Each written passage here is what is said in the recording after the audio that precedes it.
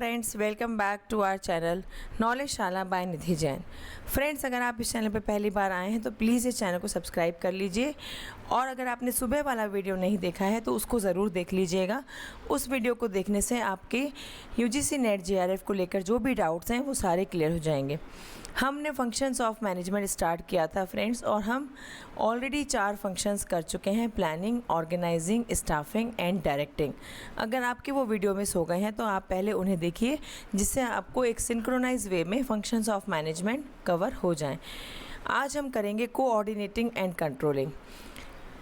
अगर आप इस चैनल पर पहली बार आए हैं फ्रेंड्स तो नॉलेजशाला बाय निधि जैन के नाम से हमारा यूट्यूब चैनल है, इसको सब्सक्राइब कर लीजिए।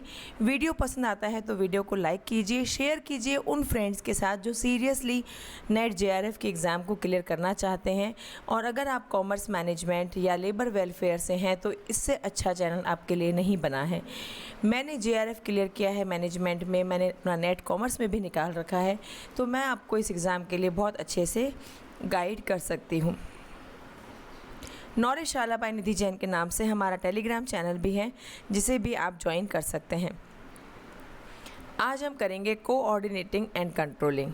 इससे पहले planning, organizing, staffing and directing हम बहुत डिटेल में कर चुके हैं। अगर आपने नहीं सुना है वो वीडियो तो आप उस वीडियो को जाकर देख लीजिए, वो चैनल पर अवेलेबल है। कोऑर्डिनेट करने का मतलब होता है कि अगर आप टीम में काम कर रहे हैं तो आपस में आपका टीम मेंबर्स के साथ कोऑर्डिनेशन, तालमेल अच्छा होना चाहिए, तभी तो आप अपना output as a team maximum कर सकते हैं। Coordination provides proper direction. Coordination से एक प्रॉपर डायरेक्शन मिलता है। हर टीम मेंबर को पता होता है कि इस टीम मेंबर से क्या काम कराना है, इसे पता होता है इससे कैसे काम कराना है, इसे पता होता है ये कौन से काम में अच्छा है, और इससे पता होता है कि कौन सा काम ऐसा है जो इससे अच्छा कोई नहीं कर सकता। It facilitates motivation. और अगर हर टीम मेंबर में आपस में अच्छा तालमेल है तो वो आपस में काम करने के लिए हमेशा ही मोटिवेट रहते हैं। आपने भी देखा होगा दोस्तों कि अगर आपको आपके वर्क एनवायरनमेंट में मज़ा आता है, आपको वहाँ पे अपने ऑफिस में, ऑर्गेनाइजेशन में काम करने में मज़ा आता है, तो आप ज़्यादा अच्छा काम कर सकते हैं। Ensure unity of action. जब हम डायरेक्टिंग पढ़ रहे थे तब हमने पढ़ा था यूनिटी ऑफ कमांड। डायरेक्ट करने के लिए एक बॉस होना चाहिए, लेकिन कोऑर्डिनेशन होने के लिए यूनिटी ऑफ एक्शन होना चाहिए। मतलब यहाँ पे हमें वन प्लान की ज़रूरत है। एक प्लान होगा, सबके मन में ABCD चल रही होगी, तभी तो सब लोग अच्छे से ABCD लर्न कर पाएंगे। ये सोच रहा है मुझे ABCD लर्न करना है, ये सोच रहा है मुझे तो मैथ्स के 1 2 3 करने हैं, ये सोच रहा है मुझे मॉरल साइंस का चैप्टर पढ़ना है, ये सोच रहा है मेरा सोशल स्टडीज़ में होमवर्क बाकी है, तो इनका कोऑर्डिनेशन कभी भी अच्छा नहीं होगा। अगर इन सब के दिमाग में एक ही प्लान है, एक ही ऑब्जेक्टिव है, तो ये ज़्यादा अच्छे से काम कर पाएंगे। Coordination encourages team spirit. अगर कोऑर्डिनेशन अच्छा है मेंबर्स में तो उनको टीम स्पिरिट उनके अंदर बहुत अच्छी रहती है, और उसका रिज़ल्ट ये होता है कि वो ज़्यादा एफिशिएंसी से और इकोनॉमिकल तरीके से काम करते हैं। अब अगर आपको एफिशिएंसी का मीनिंग नहीं पता है तो पुरानी वीडियोज़ इसका मतलब आपने नहीं देखी हैं। कमेंट सेक्शन में कमेंट करके बताइए एफिशिएंसी और इफ़ेक्टिवनेस में क्या फ़र्क है। Optimum utilization of resources. हर टीम मेंबर एक दूसरे के साथ अगर मिलकर काम करेगा तो ऑब्वियस सी बात है कि वेस्टेज कम होगा, जिससे हमारे रिसोर्सेज का यूटिलाइजेशन ऑप्टिमम होगा। Achievement of organizational objectives. और अगर हम कम वेस्ट करके ज़्यादा आउटपुट देंगे तो हमारा ऑर्गेनाइजेशन का जो ऑब्जेक्टिव है वो हम अच्छे से फुलफ़िल कर पाएंगे, अचीव कर पाएंगे। It improves interpersonal relation. मैंने आपको पहले भी बताया कि अगर कोऑर्डिनेशन अच्छा होगा, उनका तालमेल अच्छा होगा, तो उनको काम करने में मज़ा आएगा, क्योंकि उनके आपस के रिलेशन अच्छे हो जाएंगे। It improves organizational effectiveness. और अगर उनके आपस के रिलेशन अच्छे होंगे तो वो काम अच्छा करेंगे, काम अच्छा करेंगे तो वेस्टेज कम करेंगे, वेस्टेज कम करेंगे तो इफ़ेक्टिवनेस और एफिशिएंसी दोनों ही अचीव हो जाएगी। Coordination related with your team work. देखो फ्रेंड्स, अगर आपने सुना होगा, एक अच्छा दोस्त अगर आपके पास है ना दोस्तों, तो आपको काम करने में बहुत ज़्यादा हेल्प मिलती है, क्योंकि आपको एक अच्छी एडवाइस मिलती है। जैसे अब आपके पास नॉलेजशाला बाय निधि जैन नाम का चैनल है, अब आपको कोई टेंशन नहीं है। आपको कोई भी डाउट हो आप वीडियो के नीचे कमेंट कर सकते हैं। आप बता सकते हैं कि आपको क्या चाहिए, कौन से टॉपिक्स ऐसे हैं जो आपको लगता है कि आपको पढ़ने हैं लेकिन आपको प्रॉब्लम आ रही है, तो आप कमेंट सेक्शन में कमेंट करके बता सकते हैं। तुरंत मैं उसी टॉपिक पर वीडियो अपलोड कर दूँगी। एक टीम में काम करना बहुत फ्रूटफुल होता है जब अगर वो टीम बहुत अच्छे से काम कर रही है। ये देखिए दोस्तों, सब ने मिलकर क्या किया, जीत को हासिल कर लिया। एलिमेंट्स क्या हैं कोऑर्डिनेशन के? कोऑर्डिनेशन मीन्स बेटर सिंक्रोनाइजेशन, तालमेल, टीम के मेंबर्स के बीच में एक अच्छा तालमेल। ठीक है, तो अगर अच्छा तालमेल होगा तो क्या होगा, it integrates efforts of employees. अगर अच्छा तालमेल होगा तो हर बंदे के एफर्ट क्या होंगे, मिल जाएंगे। यूनिटी ऑफ एक्शन, मैंने आपको पहले भी बताया, यूनिटी ऑफ एक्शन एक प्लान। अगर एक टीम के पास एक प्लान है, एक ऑब्जेक्टिव है, तो उससे अच्छा कुछ नहीं हो सकता। ऑन गोइंग प्रोसेस है, ये नहीं कि आज तो हमारे बीच में तालमेल अच्छा है और कल हमें पता ही नहीं कि कौन कहाँ है, ऐसा नहीं होना चाहिए। कोऑर्डिनेशन ऑन गोइंग प्रोसेस है, परवेसिव है, कंटिन्यू चलना चाहिए, ऐसा नहीं कि आज है कल नहीं है। डेलिबरेट एक्टिविटी है, मतलब हर इंसान इंटेंशनली इसको परफॉर्म करता है। हर इंसान कोशिश करेगा कि मेरे रिलेशन अच्छे रहे टीम में, तभी टीम स्पिरिट डेवलप होगी। Need and importance of coordinating, हमने पहले भी डिस्कस किया, कोऑर्डिनेशन से क्या होगा, टीम स्पिरिट डेवलप होगी। यूनिटी ऑफ डायरेक्शन आएगा, एक प्लान आएगा तो जिससे मोरल बढ़ेगा और मोटिवेशन इंक्रीज़ होगा। मोटिवेशन इंक्रीज़ होगा तो रिसोर्सेज का वेस्टेज कम होगा। ड्राइविंग फोर्स की तरह काम करता है, आपको आगे बढ़ने के लिए मोटिवेट करता है। प्रॉम्प्ट अचीवमेंट, अगर वेस्टेज कम होगा, आप आगे बढ़ रहे हो, तो अचीवमेंट ऑफ ऑब्जेक्टिव तो प्रॉम्प्ट होगा ही। कॉर्डियल रिलेशन रहेंगे, प्रॉपर तालमेल रहेगा। It creates a favourable corporate image, जिससे हमारे कॉरपोरेशन की इमेज भी, ऑर्गेनाइजेशन की इमेज भी मार्केट में बहुत अच्छी रहेगी कि यहाँ पे एम्प्लॉयज़ का बहुत अच्छे से ध्यान रखा जाता है और एम्प्लॉयज़ आपस में ही चीज़ों को सॉल्व कर लेते हैं। अगर इमेज अच्छी होगी, रिलेशन अच्छे होंगे, ऑब्जेक्टिव्स अचीव होते रहेंगे, तो साइज़ तो हमारा बढ़ेगा ही, ऑर्गेनाइजेशन की ग्रोथ होगी ही, जिससे हमें एफिशिएंसी और इकोनॉमी भी अचीव करने में हेल्प हो जाएगी। कोऑर्डिनेशन का प्रोसेस क्या होता है? सबसे पहले क्या करते हो, आप ऑब्जर्वेशन करते हो। आप ये देखते हो कि हर बंदा टीम के अंदर जो मौजूद है वो कैसे अपना टास्क कंप्लीट कर रहा है। उसके बाद आप एनालिसिस करोगे कि हर बंदे की जो परफॉर्मेंस है वो अकॉर्डिंग टू दी प्लान है कि नहीं है। फिर आप डिसीज़न मेकिंग करोगे, आप ये देखोगे कि कौन से एक्टर ऐसे हैं, कौन से टीम प्लेयर्स ऐसे हैं, कौन से टीम मेंबर्स ऐसे हैं जिनको टीम में रखने से हमारा जो कोऑर्डिनेशन है वो सक्सेसफुल हो जाएगा, हमारे ऑर्गेनाइजेशन के ऑब्जेक्टिव्स अचीव हो जाएंगे। तब निकल के आता है कोऑर्डिनेशन का प्रोसेस। मतलब सबसे पहले आपके पास क्लियर गोल होना चाहिए। गोल होने के बाद आप टीम मेंबर में बराबर अच्छे तरीके से एलोकेशन करो, किसका, टास्क का। एक ऑब्जेक्टिव, एक गोल के अकॉर्डिंग हर टीम मेंबर को पता होना चाहिए कि मेरा इस गोल में कितना कंट्रीब्यूशन है और मुझे क्या काम करना है। साउंड ऑर्गेनाइजेशनल स्ट्रक्चर होना चाहिए। ऑर्गेनाइजेशन का स्ट्रक्चर एकदम साउंड होना चाहिए, उसमें कोई कम्युनिकेशन का गैप नहीं होना चाहिए। रिस्पॉन्सिबिलिटी रिलेशनशिप क्लियर होनी चाहिए, हर बंदे को पता होना चाहिए कि वो किस चीज़ के लिए रिस्पॉन्सिबल है। कम्युनिकेशन प्रॉपर होना चाहिए, लीडरशिप साउंड होनी चाहिए। लीडर अच्छा होना चाहिए जो प्रॉपर उनको क्या करे, गाइड करे। अब करते हैं हम कंट्रोलिंग। चलो यहाँ पे हम 1 सेकंड का ब्रेक लेते हैं। हमने क्या क्या कर लिया, प्लानिंग, ऑर्गेनाइजिंग, स्टाफिंग, डायरेक्टिंग और कोऑर्डिनेटिंग। अब हम करेंगे कंट्रोलिंग, जो कि हमारा क्या है, 6th फंक्शन है मैनेजमेंट का। ठीक है, कंट्रोल में अब हम क्या करते हैं, कंट्रोल में हम क्या करेंगे, जजमेंट करते हैं। अगर आपको एक वर्ड में बताना हो what is controlling, controlling is judgement. ठीक है, what is planning, planning is to make plans, organizing, be systematic, staffing, putting the right person at the right place, directing, to lead the team members, coordinating, maintain cordial relation between team members, and controlling is your judgment. Controlling is an important function of management जो कि हर manager को perform करना पड़ता है। Controlling एक process है, process of ensuring that actual activities conform to planned activities। हम यहाँ पे क्या करते हैं, हम जज करते हैं कि जो हमारी प्लान एक्टिविटीज़ थी, जो हमने प्लानिंग में प्लान किया था, एक्चुअली हम वो उसके अकॉर्डिंग परफॉर्म कर रहे हैं कि नहीं कर रहे हैं। Planning and controlling are closely related. क्यों है क्लोज रिलेटेड? क्योंकि प्लानिंग के अकॉर्डिंग काम हो रहा है कि नहीं हो रहा, ये कंट्रोलिंग हमें बताता है। और अगर कंट्रोलिंग में प्लानिंग के अकॉर्डिंग काम नहीं हो रहा तो हमें वापस प्लान करना पड़ेगा नए सिरे से। In fact controlling is more pervasive than planning. Planning एक बार होके चल जाता है कुछ टाइम तक, लेकिन कंट्रोलिंग हर जगह हर स्टेप पे अगर आप करते हो तो आपका टाइम और रिसोर्सेज का जो वेस्टेज है वो बच सकता है। गोल ओरिएंटेड फंक्शन है क्योंकि प्लानिंग क्या करता है, स्टिमुलेट करता है कंट्रोलिंग को। प्लानिंग के अकॉर्डिंग काम हो रहा है कि नहीं हो रहा, ये हमें कंट्रोलिंग बताता है। प्रोसेस ऑफ मेजरिंग परफॉर्मेंस, ठीक है, मेजरिंग परफॉर्मेंस को मेज़र करना and taking action to ensure desired result. अब ये एक वर्ड में अगर हम इस लाइन का मतलब बताएं तो ये क्या है, जज करना, ठीक है, जो मैंने आपको ऊपर ही बता दिया था। परफॉर्मेंस को मेज़र करना और उसके अगेंस्ट एक्शन लेना, ठीक है। डिज़ायर्ड रिज़ल्ट मिल रहे हैं कि नहीं मिल रहे हैं, तो इसका मतलब हम क्या कर रहे हैं, हम जजमेंट कर रहे हैं।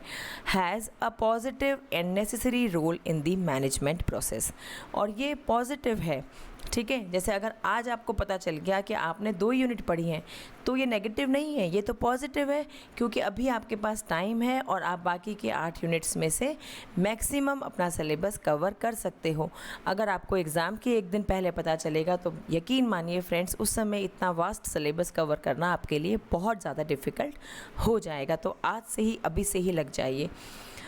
ensures that the right thing happens in the right way at the right time। Coordination करने के बाद जब हम कंट्रोलिंग करते हैं तो हमें पता चलता है कि यस, टीम मेंबर्स का प्रॉपर कोऑर्डिनेशन है और वो सही काम कर रहे हैं सही समय पर। Organisational learning and after action review, ठीक है। अगर हम कंट्रोलिंग नहीं करेंगे तो हमें पता नहीं चलेगा कि हमारा काम किस तरीके से हो रहा है और हम उसके ऊपर एक्शन नहीं ले पाएंगे।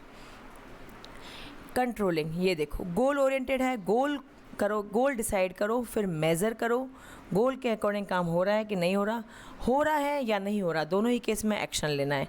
अगर हो रहा है तो एक्शन क्या होगा, टीम मेंबर्स को रिवॉर्ड दे दो जिससे उनका मोटिवेशन बढ़ जाएगा, और अगर नहीं हो रहा है तो उनको नेगेटिवली मोटिवेट करो कि अगर तुमने ये काम टाइम पर नहीं किया तो तुम्हारी सैलरी में से कुछ परसेंटेज पैसा काट लिया जाएगा।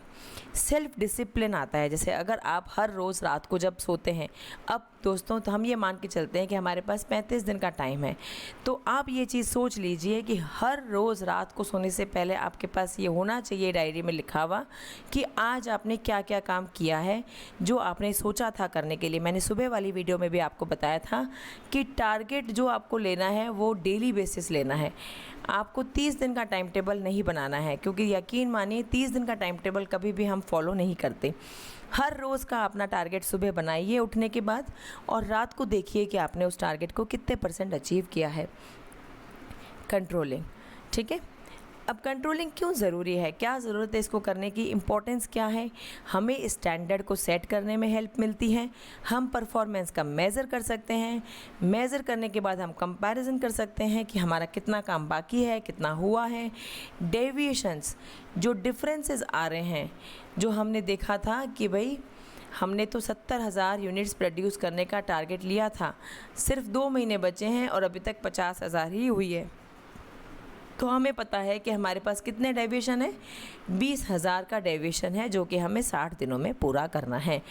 और हम रेमेडियल एक्शन ले सकते हैं, हम सुधार कर सकते हैं। ऑर्गेनाइजेशन के गोल्स को अचीव करने में, अकम्प्लिश करने में आपकी हेल्प करता है। रिसोर्सेज का एफिशिएंट यूज़ होता है, डिसिप्लिन आता है, सिस्टमैटिक एक्टिविटी है, मोटिवेशन बढ़ता है, और एक्यूरेसी कितनी है वो हम जज कर सकते हैं। अब ये आप ध्यान से सुनिएगा फ्रेंड्स, प्रोसेस ऑफ कंट्रोलिंग, यहाँ से और टाइप्स ऑफ कंट्रोल से क्वेश्चन आपके पास एग्ज़ाम में मिलते हैं। सबसे पहले क्या करोगे, आप इस्टेब्लिशमेंट करोगे स्टैंडर्ड का। आप एक स्टैंडर्ड बनाओगे कि हमें क्या करना है, 10,000 यूनिट प्रोड्यूस करनी है 1 महीने के अंदर, ठीक है।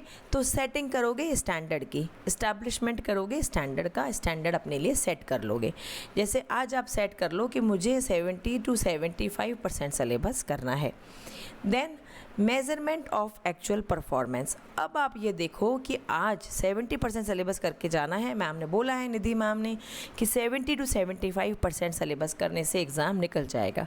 तो 70% करना है। आज आप ये देख लो कि आप किस पे हो, 30% पे हो, 40% पे हो, 50% पे हो। ये आज रात को सोने से पहले डिसाइड करके लिख के सोना कॉपी में। अब comparison of actual with the standard.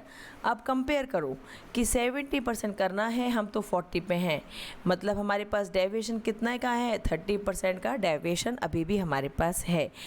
Corrective action if necessary. Corrective action यहाँ पे आपका क्या होगा, देखो आप ही के एग्जांपल से समझा रही हूँ। करेक्टिव एक्शन आप ये लीजिए कि अगर आप 2 घंटे पढ़ते हैं तो अब आप इसको बढ़ा के 4 घंटे कर दीजिए। अगर आप रोज़ 4 वीडियो में से 2 ही देख पाते हैं तो अब आप क्या करिए, पूरे के पूरे 4 वीडियो देखिए, और अगर आपके पास टाइम बचता है तो पुराने जो वीडियो चैनल पर पड़े हुए हैं उनको भी स्पीड तेज करके सुन लीजिए। ये है आपका करेक्टिव एक्शन। फिर आता है हमारे पास फीडबैक। ठीक है, फीडबैक भी लेना ज़रूरी है कि भाई कितना काम हो रहा है, कितना बाकी है। ठीक है, कुछ प्रिंसिपल्स हैं कंट्रोलिंग के। प्लान्स का रिफ्लेक्शन होता है, हमें प्लान्स दिखाता रहता है। Prevention is better than cure. आज अगर जग गए ना तो बहुत अच्छी बात रहेगी। अगर एग्ज़ाम से एक दिन पहले जगे कि अरे कल तो एग्ज़ाम है, अब तो गया एग्ज़ाम, तो वो आपको आपके दोस्तों से 6 महीने पीछे कर सकता है। फ्यूचर डायरेक्टेड है, आज ही देख लो फ्यूचर कि कल फेल हो गए तो रोना पड़ेगा, और अगर पास हुए तो कितने खुश होंगे। बताई थी ना सुबह पिक्चर, पास होने पे कितना हिप हिप हुर्रे हो जाता है। ठीक है, एफिशिएंसी ऑफ कंट्रोल। एफिशिएंसी आती है, सूटेबिलिटी आती है, और एक्शन हमारा सही हो जाता है। ये रहे टाइप्स ऑफ कंट्रोल, ये मैं आपको बता रही थी, इससे क्वेश्चन एग्जाम में पूछा जाता है। ये आपको मैच दी कॉलम में देते हैं। Feed forward. अब देखो फॉरवर्ड मतलब क्या होता है, फॉरवर्ड मीन्स आगे बढ़ना होता है। ठीक है, तो फीड फॉरवर्ड जो कंट्रोल है वो आगे देखता है, वो ये देखता है कि आगे आने वाले टाइम में मुझे क्या प्रॉब्लम आ सकती है। अब मेरे दिमाग में तो आप ही का एग्जाम्पल आ रहा है, अगर आप आज नहीं पढ़े तो आने 10 दिन बाद क्या प्रॉब्लम आ सकती है कि 10 दिन बाद आपके पास 25 दिन ही बचेंगे और सिलेबस बचेगा ढेर सारा। तो अभी से ही कंट्रोल कर लो अपने आप को, फालतू की एक्टिविटीज़ से दूर कर लो और फीड फॉरवर्ड कंट्रोल को अप्लाई करो, आने वाली प्रॉब्लम देखो। Concurrent control. Correct problem as they happen. जैसे ही प्रॉब्लम आ रही है, जैसे ही हमें लगा फंक्शंस ऑफ मैनेजमेंट में दिक्कत आ रही है, तुरंत हम नॉलेज शाला बाय निधि जैन पे गए और हमने वीडियो सुना और प्रॉब्लम दूर कर ली। कंटिन्यूशन में है ना, जब प्रॉब्लम आ रही है तभी उसी टाइम पे दूर कर रहा है कॉन्करेंट कंट्रोल। कंकरेंट को कंटिन्यूअस से ध्यान रख लो। देखो मैं आपको बताती हूँ, फॉरवर्ड मीन्स आगे, फॉरवर्ड वाला क्या करेगा, आगे देखेगा, है ना, हिंदी थोड़ी ऐसी है, ध्यान रखना। कॉन्करेंट से हमें कॉन्करेंट से कॉन्टिन्यूअस लेना है, कंटिन्यूअस चलते टाइम पे, रनिंग। ठीक है, फिर है फीडबैक। फीडबैक का तो बैक ध्यान रखो, बैक मतलब पीछे। ठीक है, हो गया। अब हमें याद ही करने की ज़रूरत नहीं, कितने अच्छे टिप्स से ट्रिक्स से बताया। अच्छा लगा तो प्लीज़ कमेंट सेक्शन में बताना, नहीं तो अगली बार से मैं टिप्स और ट्रिक्स बताना बंद कर दूँगी। ठीक है, फीड फॉरवर्ड आगे देखना, आने वाली फ्यूचर प्रॉब्लम को एंटिसिपेट करना। Concurrent continuous. कंटिन्यूअस मतलब जैसे ही प्रॉब्लम आ रही है उसको हम सॉल्व कर रहे हैं। फीडबैक पीछे देखता है, जो प्रॉब्लम्स अगर हो गई हैं अब उनका सॉल्यूशन क्या है। अगर आपने लास्ट टाइम एग्ज़ाम दिया था, आप 2-4% से रह गए थे, तो उसका सॉल्यूशन ये है कि इस बार वो गलतियां हमें नहीं करनी है। फीड फॉरवर्ड इनपुट, वर्क का इनपुट लेता है, प्रॉब्लम को उनके आने से पहले ही सॉल्व कर देता है। कंकरेंट वर्क थ्रूपुट्स, जब प्रॉब्लम है उसी टाइम उसको सॉल्व कर देता है। फीडबैक पीछे देखता है, वर्क के आउटपुट पर देखता है, प्रॉब्लम के अकर होने के बाद उसको सॉल्व करता है। आई होप कि आपको इतने ट्रिक्स से पढ़ाने के बाद टाइप्स ऑफ कंट्रोल क्लियर हो गए होंगे। अगर आपने पुराने वाले वीडियोस जो हमारे फंक्शंस ऑफ मैनेजमेंट के ऑलरेडी कवर हो चुके हैं वो नहीं देखे हैं तो प्लीज़ उन्हें देख लीजिए, और इस चैनल पर अगर आप पहली बार आए हैं तो इस चैनल को नॉलेज शाला बाय निधि जैन को सब्सक्राइब कर लीजिए। इसी नाम से हमारा टेलीग्राम चैनल है, उसे भी आप ज्वाइन कर लीजिए, वहाँ पर आपको टाइम टू टाइम अपडेट मिलता है, तो आपका कोई भी वीडियो मिस नहीं होता। मैंने नेट JRF मैनेजमेंट में, नेट कॉमर्स में 3 बार कॉन्टिन्यूसली नेट JRF निकाल के, मुझे पता है, मुझे लगता है कि मैं आपको बहुत अच्छे से गाइड कर सकती हूँ। और मेरा ये चैनल बनाने का पर्पज़ सिर्फ यही है फ्रेंड्स कि इंडिया में जो भी पूरे मतलब इसी एक चैनल के माध्यम से मैं सारे के सारे उन बच्चों को कवर कर सकती थी जिनको सही गाइडेंस की ज़रूरत है और जो बहुत ज़्यादा पैसा खर्च नहीं कर सकते, अपने घर पे अपने पेस पर लर्निंग कर सकते हैं। गर्मी बहुत पड़ रही है दोस्तों, अपना ध्यान रखिए, पैनिक मत होइए, बूंद बूंद से घड़ा भरता रहता है। एक करके स्टेप बाय स्टेप आगे बढ़ते रहिए। ये मत सोचिए कि अभी तो फर्स्ट यूनिट चल रही है, 10 यूनिट कब होंगी, हो जाएंगी दोस्तों। करते रहिए, चलते रहिए, बढ़ते रहिए, पढ़ते रहिए, मुस्कुराते रहिए। अपना ध्यान रखिए, टेंशन मत लीजिए। Bye bye, take care.